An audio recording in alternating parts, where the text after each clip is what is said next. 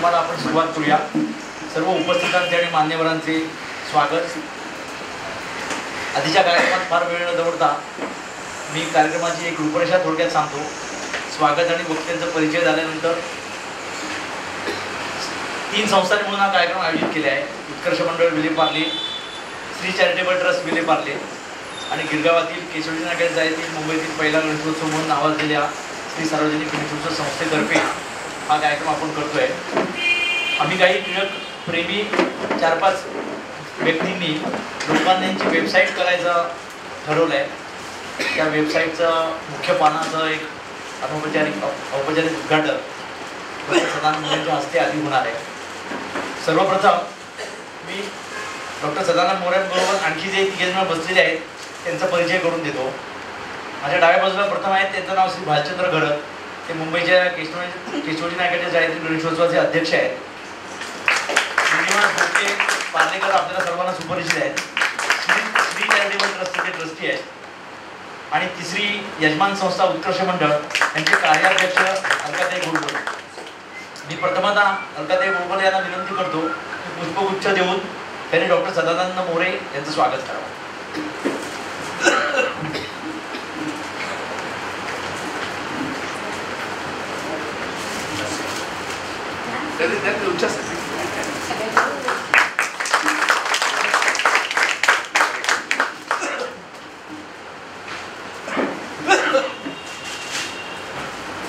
Doctor Sadanand More आपल्याकडे आज लोकमान्य आणि महात्मा या विषयावर व्याख्यान द्यायला आले.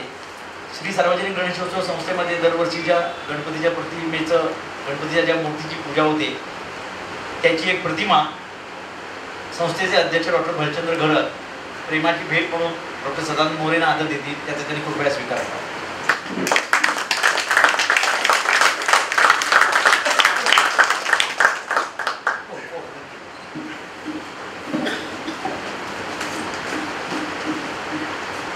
मी ज्या www.lokmanyatirak.org या वेबसाईट संबंधी उल्लेख केला त्याच्या मुख्य पानाचं अनावरण आता होणार आहे. तत्पूर्वी या वेबसाईट करण्यामागची आमची भूमिका आणि करणारी मंडळी कोण आहे आणि पुढे त्याची वाटचाल कशी होणार आहे, कारण हे खरं तर अगदी सुरुवात आहे. बाकी या सगळ्या तपशील श्री चॅरिटेबल ट्रस्टचे आणि या कल्पनेचे मुख्य सूत्रधार श्रीनिवास गोपटे आपल्याला आता देतील.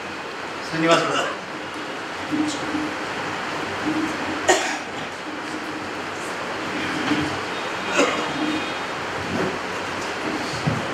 नमस्कार. आताच विकास पारांजपे म्हणाले की आम्ही काही टिळक प्रेमी एकत्र आलो, कारण टिळकांचा आणि आमचा परिचय तसा टिळक जरी हयात नसले तरी त्यांच्या कार्याने आणि आमचा सतत परिचय होत होता. आमचा जन्म गिरगावातला, त्यामुळे केशवजी नाईक शाळेतला जन्म. लोकमान्य टिळकांनी सुरू केलेला पहिला गणेशोत्सव म्हणून जो मानाने मिरवला जातो, त्या गणेशोत्सवात विद्यार्थी दशेमध्ये अनेक कार्यक्रमात, अनेक उपक्रमामध्ये सहभागी झालेलो. नंतर 1974 ते 2004 30 वर्ष सक्रिय त्या उत्सवात आम्ही भागीदारी होतो मी, आणि त्यामुळे लोकमान्य ह्या विषयाची जवळीक होती. नंतर योगायोगाने 1997 साली पाले टिळक विद्यालय असोसिएशन या संस्थेमध्ये पदाधिकारी व्हायचा मान मला मिळाला. आणि 2008-11 वर्ष पाले टिळक विद्यालय म्हणजे टिळकांनी एक सुरू केलेली, म्हणजे टिळकांच्या प्रेरणेने सुरू झालेली आणि नंतर टिळकांचं नाव घेऊन कार्यरत करणाऱ्या 2 संस्थांची माझा घनिष्ठ संबंध आला. आणि त्या निमित्ताने ही वेबसाईट करावी असं मनात आलं. त्याच्यामागे आणखीन पण काही कारणं आहेत. एक म्हणजे 1 ऑगस्टला एक बोरिवलीला शाळेमध्ये भाषण करण्याचा योग आला होता. तिथे मी मुलांना विचारलं की लोकमान्य टिळकांचा जन्म कुठे झाला माहिती आहे का? पटकन नाव आलं चिखली. आणि मग विचारलं की म्हटलं तुम्ही पक पक पका चित्रपट बघितलात का? तर म्हणे हो म्हणे बघितलं. म्हटलं ताना पाटेकरचं गाणं आठवतं का तुम्हाला? सांग चिखली गावात घडले काय? म्हणे हो ते माहिती ना, ते चिखली गावात काय घडले तो सांगतो. लोकमान्य बाळ गंगाधर टिळक यांचा जन्म. म्हणजे एवढी साध्या गोष्टी जर लोकमान्य टिळकांच्या लोकांना माहीत नाहीत तर मग लखनौ करार वगैरे ह्या गोष्टी तर आपण बाजूलाच ठेवूयात, त्याविषयी न बोललेलंच बरं. नंतर आत्ता कुमार केतकर इथे बसलेले आहेत, त्यांचा एक किस्सा आत्ता आमचा बोलताना विषय निघाला होता की आजच्या तरुण पिढीला त्यांच्या भाषेत सांगितलं पाहिजे. विनोद सातपुते पण आमच्या इथे बसलेले आहेत, त्यांच्याकडे कुमार केतकर आणि आम्ही असे गप्पा मारत असताना तरुण पिढीला आता माहिती नाहीत, गोष्टी माहीत नाहीत. तेवढ्यात विनोद चापून यांचा मुलगा घरात आला आणि केतकरांनी त्यांना प्रश्न विचारला, अरे आगरकर माहिती आहेत का तुला? तुला हो माहिती आहेत ना, सॉलिड फास्ट बॉलिंग टाकतात. कारण त्याला आता जो आगरकर बॉलिंग टाकणार आहे तोच त्याला माहिती होता. त्याला गोपाळ गणेश आगरकर किंवा हे अशी नावं माहिती असणं शक्यच नाही. तर ह्या गोष्टी कुठेतरी मनात होत्या. लोकमान्य व्याख्यानमालेच्या निमित्ताने अनेकांशी संबंध आला.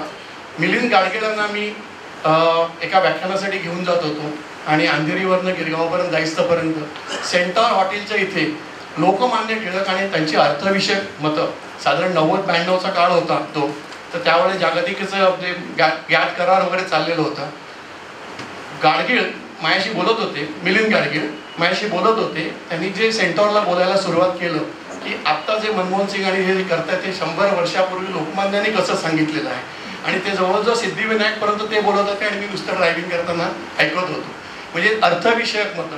आता आमचं वेबसाईट उद्घाटन झाल्यानंतर आणि मला मुद्दे मांडायचे ते मी मांडतो, पण त्यामुळे लोकमान्य हे लोकांपर्यंत पोचले पाहिजेत, त्यांचे विविध पैलू पोचले पाहिजेत. मग कसे पोचले पाहिजेत? तर मग आता मी परवा असंच म्हणजे हा किस्सा झाला. मी ऑफिसमध्ये गेलो त्या दिवशी 22 जून होता. मी म्हटलं अरे वा, आज 22 जून का? माझ्या सगळ्या आर्टिकलनी विचारलं काय आज 22 जून? तर आश्चर्य वाटलं. म्हटलं मला माहित नाही, काहीतरी ऐतिहासिक संबंध आहे, बघा तुम्ही 22 जून काय आहे. एकेने लगेच कॉम्प्युटर लावला, गुगल सर्च केलं, हा एक चित्रपट आहे म्हणे 22 जून काहीतरी. त्यावेळेला लक्षात आलं की आजच्या पिढीला हे गुगलवरती जातात आणि सर्च करतात. तर मग आपण जर लोकमान्य टिळकांना लोकांपर्यंत पोहोचवायचं असेल तर वेबसाईट करायला पाहिजे. आणि मग त्यानिमित्ताने विविध चर्चा सुरू झाल्या, मार्गदर्शन सुरू झालं आणि मग माझ्याबरोबर माझे इतर सहकारी पण पुढे यायचं ठरवलं. त्यांचा पण मी थोडक्यात परिचय करून देतो. आमच्याबरोबर या वेबसाईटमध्ये श्री विनायक रामकृष्ण जोशी आहेत. टिळकांचे अत्यंतिक भक्त आहेत, अभ्यासू आहेत. टिळकांवरती त्याने अनेक व्याख्यानं दिलेली आहेत, लेख त्यांचे महाराष्ट्र टाइम्स सारख्या वर्तमानपत्रातनं सुद्धा प्रसिद्ध झालेले आहेत. दुसरे आहेत आमचे विजय जोशी, जे व्यवसायाने इलेक्ट्रॉनिक इंजिनियर आहेत. बाबा परमाणु संशोधन केंद्रात वैज्ञानिक अधिकारी म्हणून रिटायर झाले. टिळकांविषयी आदर आणि त्यांच्या कर्तृत्वाची तरुण पिढीला योग्य ओळख व्हावी अशी तळमळ त्यांच्याकडे आहे, त्यामुळे ते पण आम्हाला साथ देत आहेत. दुसरे आहेत आमचे विकास परांजपे, जे आता सूत्रसंचालन करत आहेत. ज्येष्ठ प्रकाशनचे भागीदार, व्यवसायाने प्रकाशक आणि त्यांचा सुद्धा लोकमान्यांचा व्यासंग भरपूर दांडगा आहे. आणखीन एक तरुण आहे ते सोहम ठाकूर देसाई, व्यवसायाने कॉम्प्युटर इंजिनियर आहे. टिळकांविषयी अपार आदर व त्यांच्या चरित्राचा तो सध्या अभ्यास करतोय. हे असे आमच्या बरोबर आहेत. म्हणजे विनायक जोशी 70+, टिळक जोशी विजय जोशी 60+, मी 50+, विकास परांजपे 50- आणि सोहम ठाकूर देसाई 20+, अशा सगळ्या पिढीचे रिप्रेझेंटेटिव्ह करणारे आमच्या बरोबर आहेत. या व्यतिरिक्त इथे कुमार केतकर बसलेले आहेत. आज ते आवर्जून या कार्यक्रमाला इथे उपस्थित आहेत. सारंग दर्शने आहेत, अनेक मान्यवर मंडळी आहेत, डॉक्टर दांडेकर आहेत, अनेक आणखीन सुद्धा असतील. इथे मी वेळेच्या मर्यादा लक्षात घेता सगळ्यांचा उल्लेख करत नाही. ही सगळ्यांचं मार्गदर्शन आम्हाला लाभणार आहे आणि आम्हाला खात्री आहे. तर आम्ही ह्याच्या पुढे सुद्धा आपल्याशी जरूर संपर्क साधू. आता पुढचा मुद्दा असतो की केव्हा करताय. 2 वर्षापूर्वी कुमार केतकरांच्या हस्ते या वेबसाईटचं उद्घाटन होणार होतं. काही अनावादाने आणि काही दुर्दैवाने तो कार्यक्रम रद्द करायला लागला होता. नंतर 2 वर्षात काही त्याच्यात फार प्रगती झाली नाही. आज सुद्धा आपण त्याच्या फक्त पहिल्या पानाचंच उद्घाटन करतोय. आज वेबसाईटमध्ये काय आहे हे सांगण्यापेक्षा काय नाही मला सांगणं सोपं आहे. मी हे आदराने म्हणतोय, म्हणजे नाईलाजाने म्हणतोय असं, पण आज ही सुरुवात आहे. आणि 1 ऑगस्ट 2020 ही जेव्हा लोकमान्य टिळकांची 100वी पुण्यतिथी असेल त्या दिवशी मी आज तुम्हाला सर्वांना खात्री देतो की ही वेबसाईट पूर्णत्वाला गेलेली असेल. कारण ही वेबसाईट नुसती मराठीमध्ये न करता ती मराठीमध्ये असेल, इंग्रजीमध्ये असेल, जर्मनमध्ये असेल आणि फ्रेंचमध्ये असेल. कारण आम्ही जेव्हा कुमार केतकरांकडे गेलो होतो तेव्हा पहिलं पान दाखवलं त्यांना, तेव्हा कुमार केतकर म्हणाले की परत तुम्ही मुंबई आणि महाराष्ट्र आणि भारतापुढेच लोकमान्य टिळकांना रिस्ट्रिक्ट करणार आहात. जर तुम्हाला जायचं असेल, जर आंतरराष्ट्रीय स्तरावर जायचं असेल तर तुम्हाला वेगवेगळ्या व्यक्तींची कंपॅरिझन करून तुम्हाला वेबसाईटचं इनॉग्रेशन करायला लागेल. तो त्यांचा मुद्दा आम्ही विचारात घेतलेला आहे आणि त्याच्यावरती आम्ही जरूर त्यांचं मार्गदर्शन घेऊन विचार करू आणि पुढे पावलं टाकू. तर 1 ऑगस्ट 2020 ही पूर्णत्वाला जायची तारीख असेल. आज आम्ही सुरुवात केली आहे. मी म्हटलं त्याप्रमाणे आज वेबसाईटमध्ये काहीही नाही, पण काय असणार आहे याची कल्पना दिलेली आहे. मी नंतर वेबसाईटचं उद्घाटन झाल्यावर त्याच्यावर 2 मिनिटं सांगेन. तर लोकांकडून काय अपेक्षा आहेत, तर या वेबसाईटच्या एकट्या श्री चॅरिटेबल ट्रस्टचं, एकट्या विनायक जोशींचं, एकट्या विजय जोशीचं, एकट्या सार्वजनिक गणेशोत्सव संस्थेचं एक काम नाही, कारण त्यांचं व्यक्तिमत्व आणि हे एवढं अफाट आहे. म्हणजे एक एक पैलू आपण नंतर बोलू त्याच्यावरती, एक एक पैलू एवढा मोठा आहे की त्या विषयावर काम करायचं म्हटलं तर 6 वर्षसुद्धा कदाचित कमी पडतील, आणि 4 भाषांमध्ये करायचं असेल तर नक्कीच कमी पडतील. एका गीता रहस्याचं 19 भाषांमध्ये ट्रान्सलेशन झालेलं आहे, पण जर्मन आणि फ्रेंच भाषेमध्ये अजून ट्रान्सलेशन झालेलं नाही. आज आपल्याला ते करायचं आपल्या डोळ्यापुढे आहे. याच्याकरता आता कंपन्या पुढे येतात. CSR, कॉर्पोरेट सोशल रिस्पॉन्सिबिलिटी, हा एक नवीन आता कन्सेप्ट आहे की इन्कम टॅक्स ॲक्टप्रमाणे त्यांना खर्च करणं, त्यांच्या उत्पन्नाचा काही भाग खर्च करणं हे आवश्यक आहे. तर उद्या एखादा आपण जर्मन कंपनी किंवा फ्रेंच कंपनीला गेलो आणि हे जर आपण त्यांना पटवून देऊ शकलो तर कदाचित त्यांच्या CSR ॲक्टिव्हिटीमधनं पण हे घेता येईल. राष्ट्रीय शिक्षण, एखाद्या शैक्षणिक संस्थेने समजा जबाबदारी घेतली की लोकमान्य टिळकांचं राष्ट्रीय शिक्षण हा जो प्रकरण आहे हे सगळं आम्ही हाताळतो. त्याच्यामध्ये कसं आहे की ते नंतर फक्त लिंक करायचं आहे. त्याच्यामध्ये आपली त्यांच्याशी इंटरॅक्शन फक्त काय टाकताय, कसं टाकताय, काय काय विषय कव्हर करताय हे कर, अशा एक आहेत. पत्रकारिता हा विषय आहे. केतकर साहेबांनी समजा पत्रकारिता हा विषय जर मनावर घ्यायचा म्हटला, सारंगदर्शने पण आहे, तर पत्रकारिता हा विषय आपण घेऊन नंतर तो लिंक करू शकतो.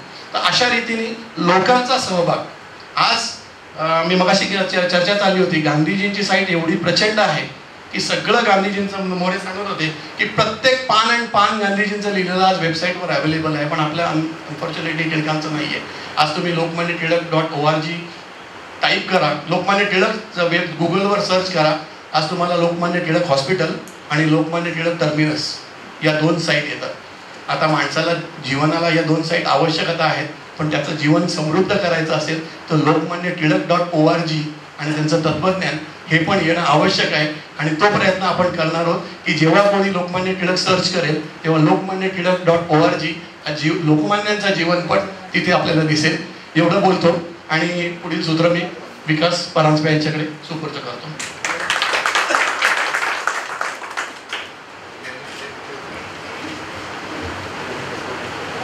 कारण तो कोकणात आहेत, मी त्यांना सांगितलं माझा परिचय 40+ सांगा, तो 50- सांगितलं. असो,